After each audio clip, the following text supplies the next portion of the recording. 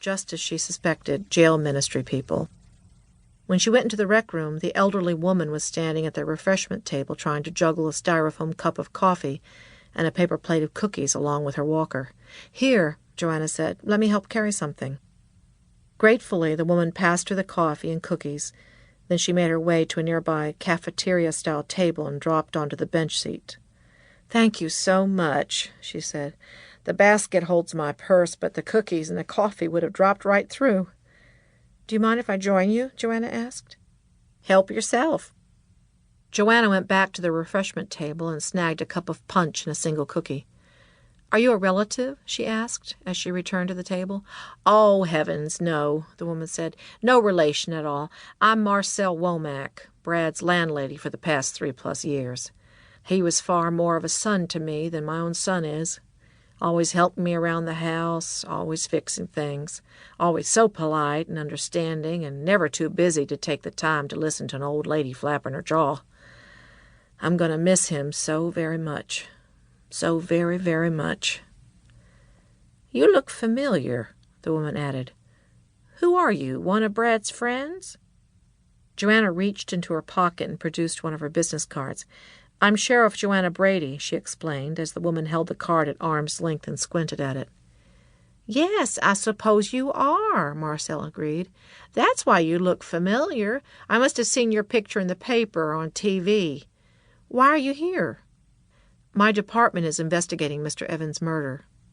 "That's right," Marcel said. "I've seen how that works in the crime shows on television. The detectives always come to the victim's funeral looking for suspects." "More likely looking for information," Joanna said. "I already talked to one of your detectives," Marcel said. "The big one with the bushy eyebrows." "That would be Ernie Carpenter." "Right, Carpenter was his name. I told him everything I knew." "Do you mind if I ask you to repeat what you told Ernie? I'm sure it's all in his report, but things have been so hectic the last few days that I haven't had a chance to read it." "I told the detective that Brad was a very nice man, but a very lonely one. All alone in the world." "When's the last time you saw him?" "I saw him leave home on Wednesday morning. I could see his carport from my kitchen window. I often saw him drive off in his pickup truck on his way to work when I was sitting at my kitchen table having my morning coffee. But the last time I talked to him would have been Tuesday night." "And why was that?" "I took him some soup, navy bean soup.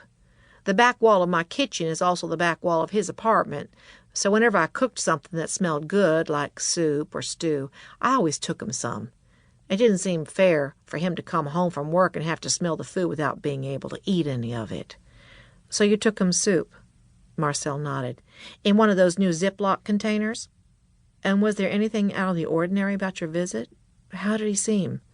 "He was just the regular Brad, sitting there reading his Bible. If I hadn't brought him the soup, he might not have remembered to eat. He was like that sometimes.